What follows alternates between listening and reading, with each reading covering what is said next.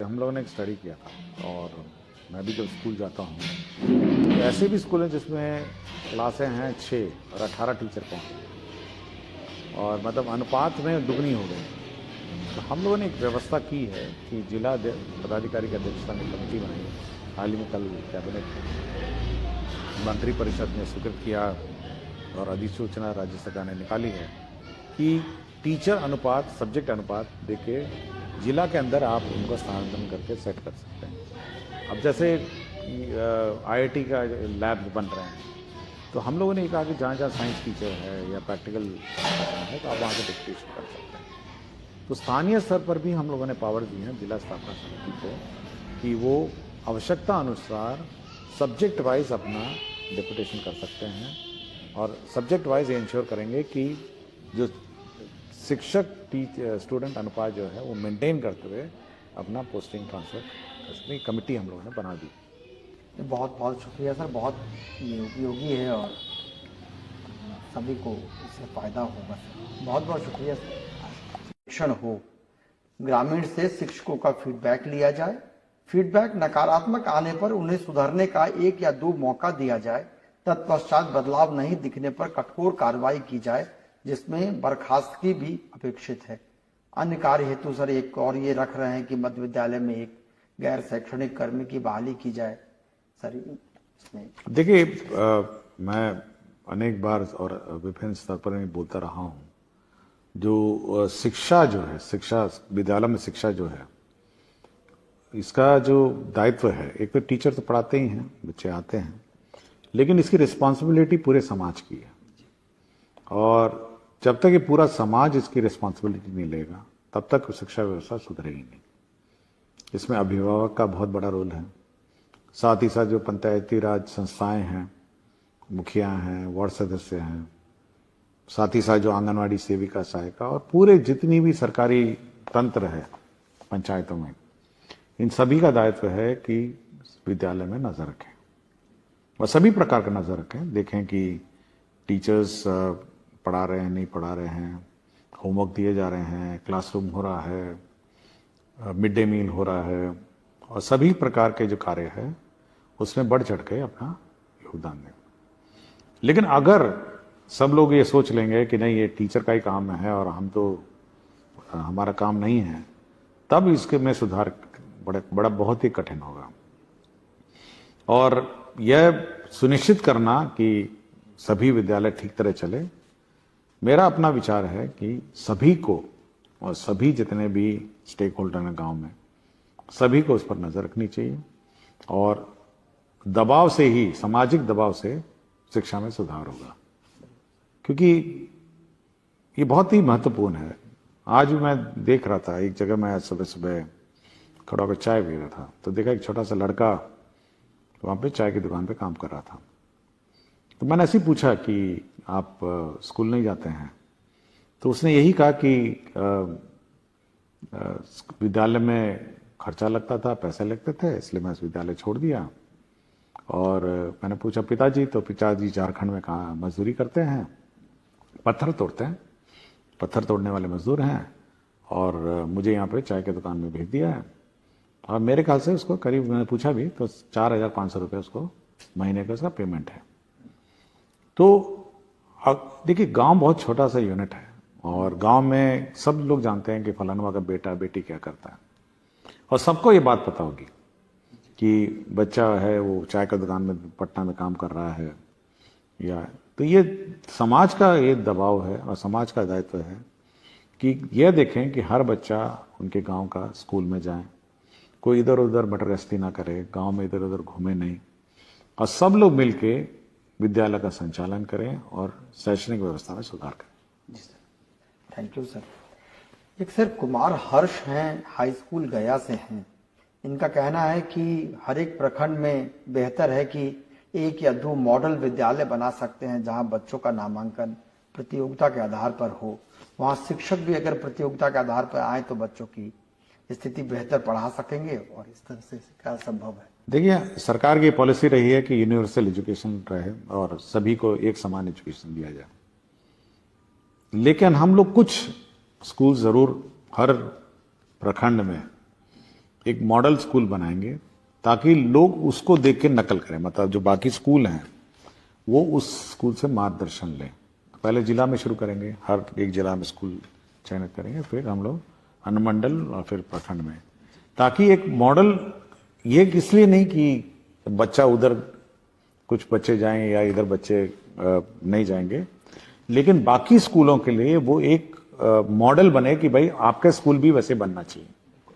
तो उस काम पर काम चल रहा है और हम लोग चयन कर रहे हैं, और जिला में कम से कम शुरुआती दौर पर हर जिले में हम लोग एक मॉडल स्कूल बनाएंगे, उसको सबसे उत्कृष्ट बनाएंगे, और उसकी देखा देखी फिर अनुमंडल बनाएंगे, फिर अनुमंडल का स्कूल का देखा देखी फिर प्रखंड बनाएंगे। तो इस पर कार्य चल रहा है। ये बहुत अच्छा होगा सर।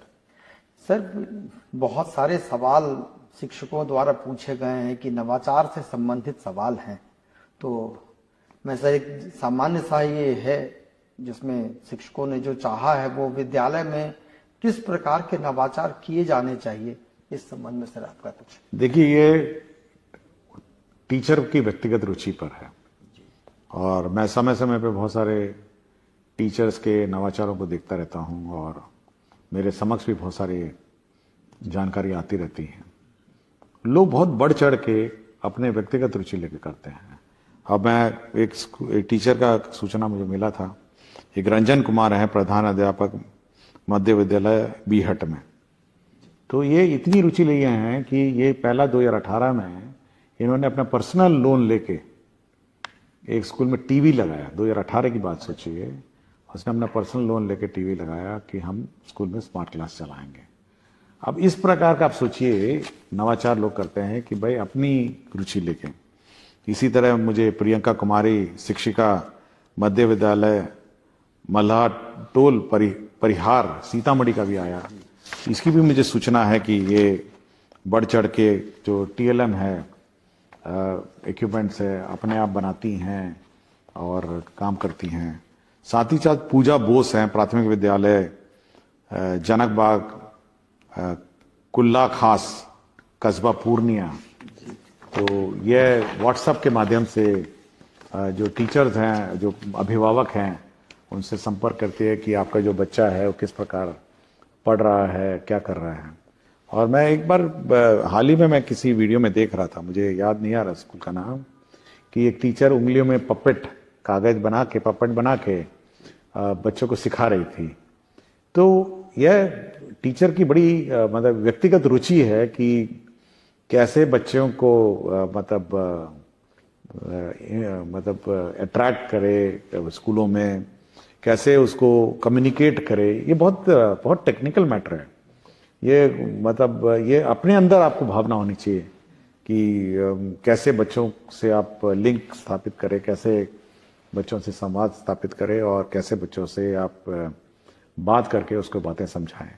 तो बहुत सारे स्कूल्स हैं और बहुत सारे वीडियोस हैं, और हम कोशिश करेंगे जो शिक्षा विभाग का जो मेन वेबसाइट है उस पर ये सारे नवाचार वाले वीडियो जो हैं थोड़े थोड़े जो आ रहे हैं उसको लोड करें, और एक्नॉलेज करें कि टीचर की जो मेहनत है वो मतलब व्यर्थ नहीं जाएगी और बच्चों में इन्वेस्ट होगी। बहुत अच्छा है सर, इससे दूसरे शिक्षक भी सीख पाएंगे सर ये। हाँ, क्योंकि अगर आप वेबसाइट में, हमारी बिहार सरकार की शिक्षा की वेबसाइट पे हैं, ये सारे टीचर्स बहुत रुचि लेते हैं। मैं देखा एक टीचर ने एक मतलब रोबोट्स बनाते हैं, और अभी मैंने देखा कि कोई माइक्रो प्रोसेसर से 2-3 लड़कियां कुछ अपना किट बना रही थी। तो मैं बहुत ही अलर्ट रहता हूं और मेरे पास बहुत जानकारी आती हैं। तो हम तो सोच रहे हैं कि ये सब जो इश्यूज हैं उसको हम लोग, और जो नवाचार के प्रैक्टिसेस हैं इसको हम लोग अपने विभागीय वेबसाइट पर डालेंगे। जी सर, ये बहुत ही उपयोगी होगा सर।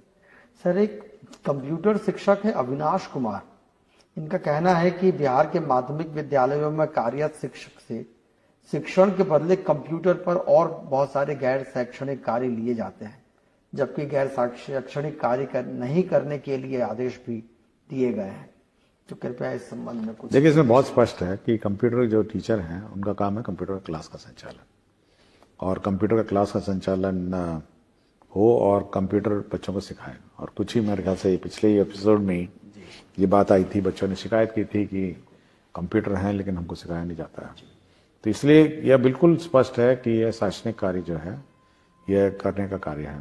और जहाँ तक डेटा एंट्री ऑपरेशन है, बहुत सारा हम लोग डेटा लेते हैं स्कूल का, तो इसके लिए हम लोगों ने अलग से व्यवस्था की है, बीआरसी में व्यवस्था की है और क्लस्टर रिसोर्स सेंटर में की है, तो वहाँ जाके कर सकते हैं।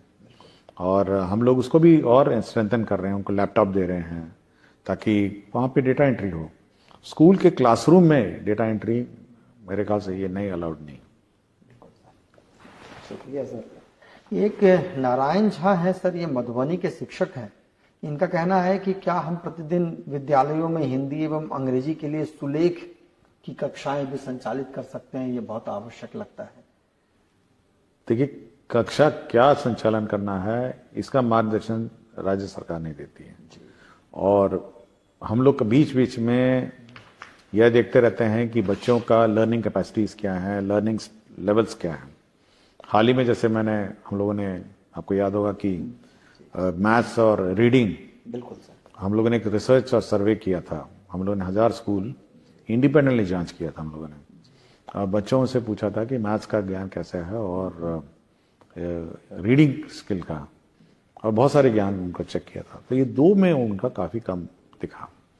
तो इसीलिए हम बार बार उनको सभी को कहे हैं कि हर दिन जो प्रथम क्लास होगी मैथ्स होगी और सेकंड क्लास होगी वो रीडिंग होगी। बाकी क्लास तो हेडमास्टर और टीचर पर निर्भर करता है कि वो क्या संचालन करें। लेकिन ये दो चीज़ जो हम लोगों ने आइडेंटिफाई की है, कमजोरी जो बच्चों में है, इसको सुधारने के लिए हम प्रयत्न कर रहे हैं। ये बहुत अच्छा है सर। ये आप यहाँ से विभाग की एक चिट्ठी भी अभी निकली है 100 घंटे के लिए। हाँ, 100 दिन के लिए 100 घंटा मैथ्स और 100 घंटा हमारा रीडिंग। और फिर मैं बार बार ये कहूँगा कि अभिभावक को चेक करना चाहिए कि उसका बच्चा ये 100 घंटा ज्ञान प्राप्त किया नहीं किया है, स्कूल में 100 घंटा हो रहा है नहीं हो रहा है। तो इस पर ज़्यादा रुचि होनी चाहिए। देखिए, सभी को स्कूल में क्या पढ़ाया जा रहा है इस पर रुचि होनी चाहिए। शुक्रिया सर, बहुत उपयोगी है। और एक बच्ची का सवाल है सर, साक्षी कुमारी है रोहतास की, ये शांति प्रसाद जैन महाविद्यालय की 12वीं कक्षा में पढ़ती है। इनका कहना है कि निवेदन है कि मैंने आपके विषय में इतना जाना है कि उससे पता चलता है कि आपने शिक्षा के विभिन्न क्षेत्रों में सुधार किए हैं और अभी भी कर रहे हैं, लेकिन हमारे विद्यालय में शिक्षकों और शिक्षिकाओं एवं विद्यार्थियों का सही अनुपात नहीं है, जिसके कारण पठन पाठन की क्रिया में रुकावट आती है एवं हमारे विद्यालय में विज्ञान एवं अंग्रेजी के शिक्षकों का अभाव है। तो आपसे समाधान करते। देखिए, हम लोगों ने एक स्टडी किया था, और मैं भी जब स्कूल जाता हूँ, कुछ ऐसे भी स्कूल हैं जिसमें क्लासें हैं 6 और 18 टीचर पहुंच गए हैं, और मतलब अनुपात में दुगनी हो गए हैं। तो हम लोगों ने एक व्यवस्था की है कि जिला पदाधिकारी की अध्यक्षता में कमेटी बनाई है। हाल ही में कल कैबिनेट मंत्री परिषद ने स्वीकृत किया और अधिसूचना राज्य सरकार ने निकाली है कि टीचर अनुपात, सब्जेक्ट अनुपात देके जिला के अंदर आप उनको स्थानांतरण करके सेट कर सकते हैं। अब जैसे IIT का लैब्स बन रहे हैं, तो हम लोगों ने कहा कि जहाँ जहाँ साइंस टीचर है या प्रैक्टिकल करना है तो आप वहाँ से डिप्यूटेशन कर सकते हैं। तो स्थानीय स्तर पर भी हम लोगों ने पावर दी हैं जिला स्थापना समिति को कि वो आवश्यकता अनुसार सब्जेक्ट वाइज अपना डिप्यूटेशन कर सकते हैं, और सब्जेक्ट वाइज ये इंश्योर करेंगे कि जो शिक्षक स्टूडेंट अनुपात जो है वो मेंटेन करते हुए अपना पोस्टिंग ट्रांसफर कर सकते हैं। कमेटी हम लोगों ने बना दी। बहुत बहुत शुक्रिया सर, बहुत ये उपयोगी है और सभी को इससे फायदा होगा सर। बहुत बहुत शुक्रिया सर आज। Thank you so much sir.